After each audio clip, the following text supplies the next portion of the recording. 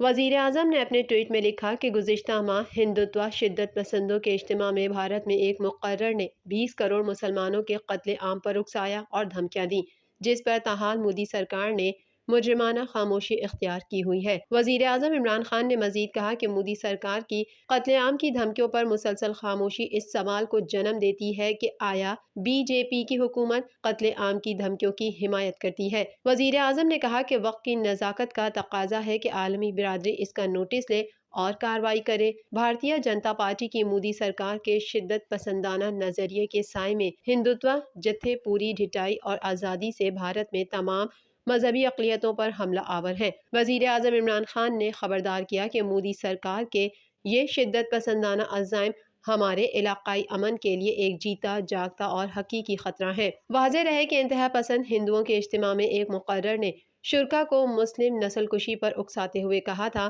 چند سو سرپھرے ہندو 20 کروڑ مسلمانوں کے قتل عام کے لیے کافی ہیں اور اس کے لیے آپ کو کسی سے خوفزدہ ہونے کی بھی ضرورت نہیں۔